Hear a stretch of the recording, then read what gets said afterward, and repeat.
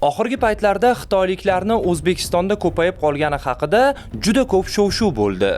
Ba'zilar buni Xitoyning ekspansiyasi deb atadi, ba'zilar umuman bu vaziyatni Uyg'urlar bilan taqqosladi. Tarqatilgan ko'plab ma'lumotlar esa fake bo'lib chiqqani ham ma'lum bo'ldi. O'tgan sonda biz Uyg'urlar tarixini 30 daqiqa ichida ko'rsatishga uringan edik. Ushbu son ostida ham juda ko'p qo'rquvlarni kuzatdik. Bugungi sonda siz nega bir davlat biznesmenlari boshqa davlatga investitsiya kiritishi, Xitoy iqtisodiy mo'jizasi, O'zbekistonda xitoyliklarning ko'payib borayotgani haqidagi shov-shuvlar va Rossiyaning roli haqida bilib olasiz. Bu xuddi shunday kanali va biz boshladik. Bema'ni behayo narsa ko'rishni kamaytir. Xuddi shunday, xuddi shunday. Atrofga bo'lgan dunyo qarashini kengaytir. Xuddi shunday, xuddi shunday. Vaqtini zoya ketkazmay to'xta. Xuddi shunday, xuddi shunday. Top million ma'lumotlar. Xuddi shunday, xuddi shunday. Investitsiya o'zi nima? Bugungi zamonda bu so'z ma'nosini ko'pchilik bilsa kerak. Bilmaganlar uchun ba'zi sodda misollarni keltiraman. Investitsiya bu hozirgi qo'lingizdagi pulni ertaga yirik yoki davomiy foyda keltiruvchi nimadirga tikish. Ya'ni sizda ma'lum pul bor. Unga yerni ijaraga olish, urug' sotib olishga sarflaysiz. Deylik bug'doy ekasiz va ertaga urib sotasiz. Sizni ijara va urug'ga sarflagan mablag'ingiz investitsiya. Siz bu pullarni yevorishingiz ham mumkin edi, ammo uni ishga tikdingiz. Lekin agar sizda ijara va urug' uchun pul bo'lmasa-chi, yoki deylik siz yerni sotib olishni istaysiz, ishingizni yanada kengaytirib, novvoyxona ham ochmoqchisiz, ammo pul yetmaydi. Unda sizga investor kerak. U sizni ishingizga pul tikadi, yakundagi foydadan esa o'z ulushini oladi. Investitsiyani nafaqat biznesga, balki deylik o'z farzandlaringizga ham qilishingiz mumkin. Ya'ni siz o'z bolangizni biror o'quv kursiga topshirgan bo'lsangiz, demak siz uni kelajagiga investitsiya qilyapsiz. Ertaga u o'z ishini mutaxassisi bo'lib, yaxshi daromad ko'rsa, albatta sizga ham foydasi tegadi. Investitsiyani qo'polroq va soddaroq ta'rifi shunday.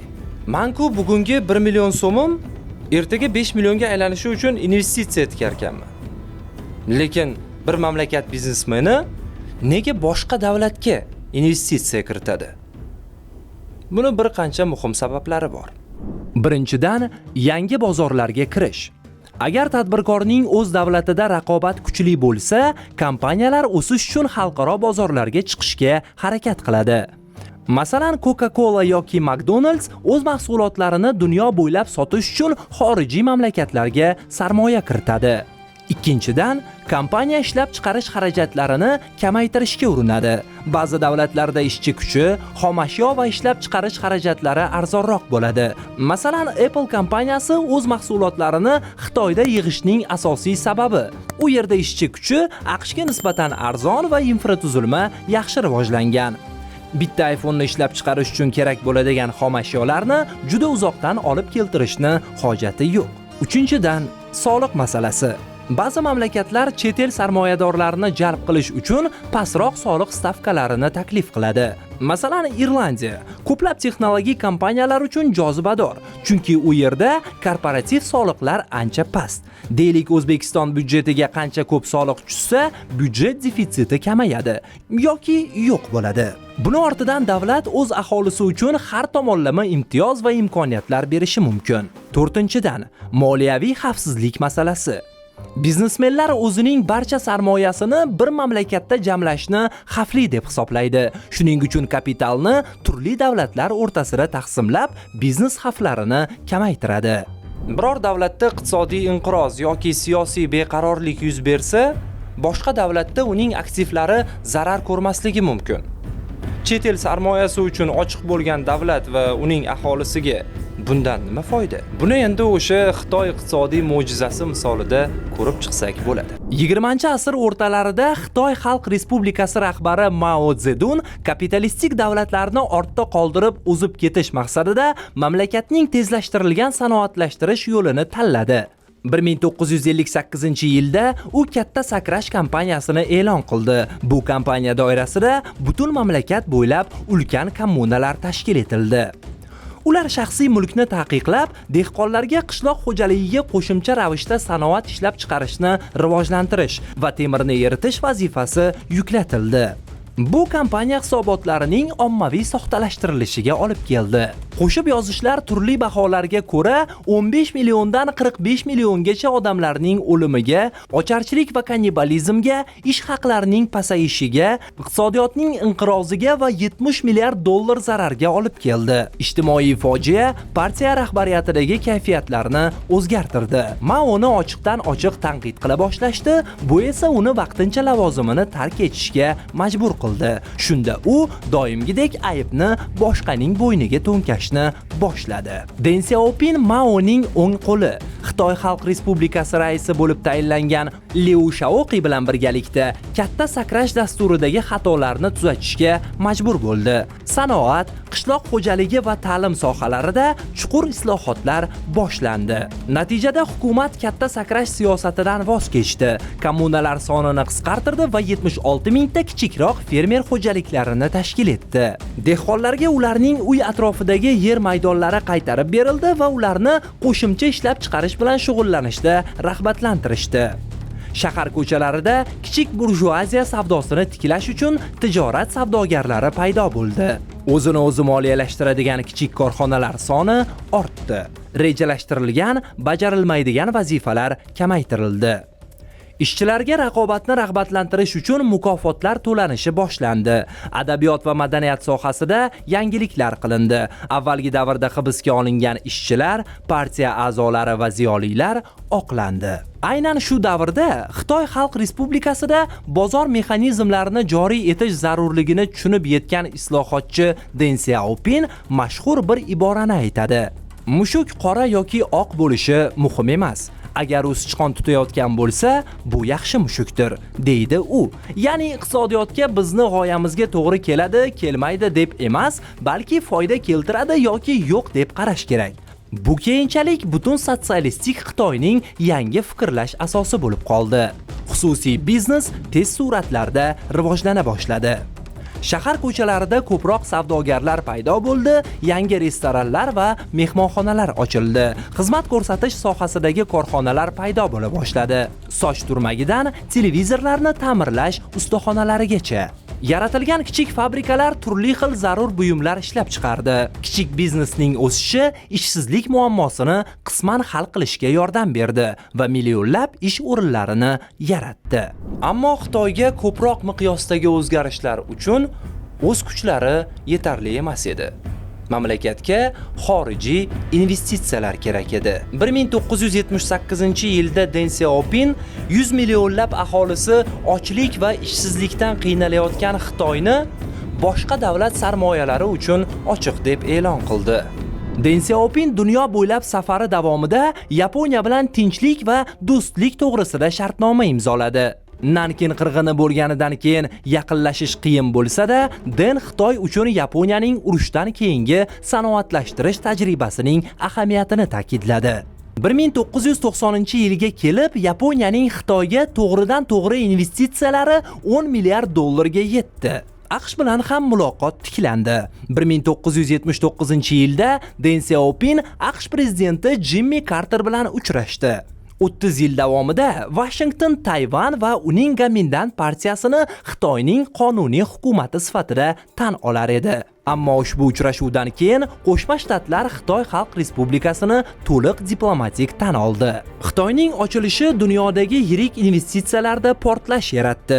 Islohotlar davrida to'g'ridan-to'g'ri xorijiy sarmoyalar oqimi 1983-yilda 4 milliard dollardan 2017-yilda 136 milliard dollargacha o'sdi. O'z loyihalarini Xitoyda rivojlantira boshlaganlar orasida Singapur, Malayziya, Indoneziya va AQShdagi Xitoy diasporalarining vakillari ham bor edi. Deng Xiaopingning islohotlari millionlab xitoyliklarning taqdirini o'zgartirdi. Ammo rejalashtirilgan iqtisodiyotdan va kommunistik g'oyalardan bunday tez voz kechish Kompartiyaning eski gvardiyasi va Xitoyning o'ziga xos sotsializmi sharoitida o'z joyini topa olmagan fuqarolar orasida noroziliklarni keltirib chiqarmasligi mumkin emas edi. Den Xiaopin islohotlarining asosiy to'sig'i ziddiyatlar edi. Islohotlarga partiyaning konservativ qanoti va zarar ko'rgan korxonalar ishchilari qarshi chiqdilar. Ya'ni mahalliy biznes vakillari va o'z davrining monopolistlari chet elliklarning kirishiga qattiq qarshilik ko'rsatishgan.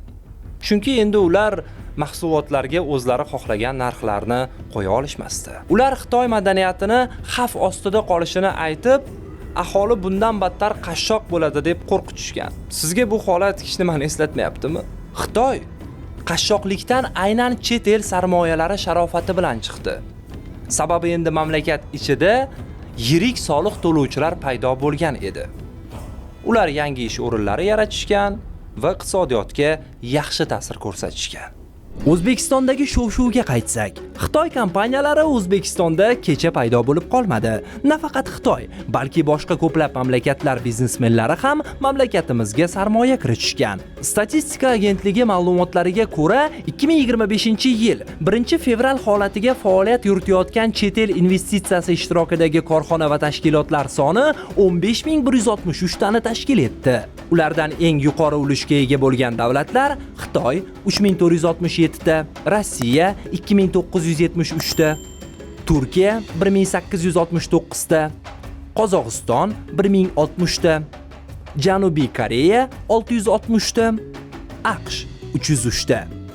Ha, ularning katta qismi Xitoydan, ammo foiz hisobiga 25% ham emas. Umuman olganda dunyo miqyosida yetakchi iqtisodga ega davlat biznesmenlarining o'ziga yaqin, iqtisodiy jihatdan kuchsizroq davlatlarga kirib borishi bu tabiiy. Chunki ishchi kuchi va soliq masalalarida foydaliroq bo'lishi mumkin. Bu jarayondan biz qo'rqishimiz kerak emas. Menimcha, neytral bo'lish kerak. Kirib kelayotgan korxonalarni o'rganish, ular bilan hamkorlik qilish iqtisodiy foyda keltiradi. Madaniyatimiz asrlar davomida shakllangan. Har birimizni ichimizda. Madaniyatimiz va iymonimizni bunchalik kuchsiz baholamaslik kerak deb o'ylayman. Bundan vahima uyg'otayotganlarni men 3 guruhga bo'lgan bo'lardim. Birinchisi bu o'z mahsulotini tan narxini ustiga karrasiga narx qo'yib sotadigan, xizmat ko'rsatadigan tadbirkorlar. Ular raqobat va narxlar arzonlashishidan juda qo'rqadi. Mamlakatda raqobat oshsa, olayotgan oyligingiz bilan narxlarning orasidagi tafovut qanchalik shirilganini tushunasiz. Ikkinchisi, bu trendga qarab kontent tayyorlayotganlar.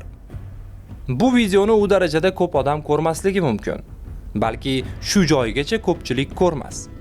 Chunki bizning birinchi darajali maqsadimiz odamlarga yoqadigan ma'lumot berish emas, balki auditoriyamizga masalani boshqa tomonlarini ham ko'rsatish hisoblanadi. Shu sababdan ham bitta videoda bizni yomonlagan odam keyingisida maqtashi mumkin. Aynan shu uchun ham bizning obunachilarimiz turli fikrlovchi odamlar. Va bu normal. Ammo afsuski ba'zilar trend ortidan quvib, masalaning asl sababini, asosini, tarixiy faktorlarini va qolaversa misollarini o'rganishmaydi. Odamlarni vahimaga solib, ko'rishlar sonidan mazza qilib o'tirishadi. Uchinchi guruh bu tashqi kuch. O'ta ehtimoliy, ammo nazardan tashqarida qoldirish kerak bo'lmagan masala. Rossiyaning mintaqamizga ta'siri katta va geosiyosat nuqtai nazaridan boshqa yirik davlat bilan yaqinlashishimiz yoqmasligi aniq. Aholi orasida vahima uyg'otish uchun ularda resurs yetarli. Men shunday bo'lyapti demoqchi emasman, ammo bu ehtimolni ham nazardan qoldirmaslik kerak. Xullas, informatsion vahimalarga uchmang. Ma'lumotni o'rganing, boshqa davlatlarda ham bu jarayon bo'lganmi, ularda qanday kechgan, ko'ring. Va eng muhimi, millatchilik qilmang. Barchamiz yer sayyorasida yashaymiz, insonmiz. Keyingi sonlarda ko'rishguncha xayr. Hey stop, keyingi kadr, motor kamera. Bu ko'rsatuvda hatto qanot yozadi hammeram. Faqat qiziqarli fakt, foydali kontent kuzatar bizani pensioner yoki student. Xuddi shunday tarzda davom etadi kanal. Xuddi shunaqasi bitta o'xshashi esa naval. Hoziroq yoqib qo'ng'iroq bo'lgin obuna, like va komment ayamagin so'ra.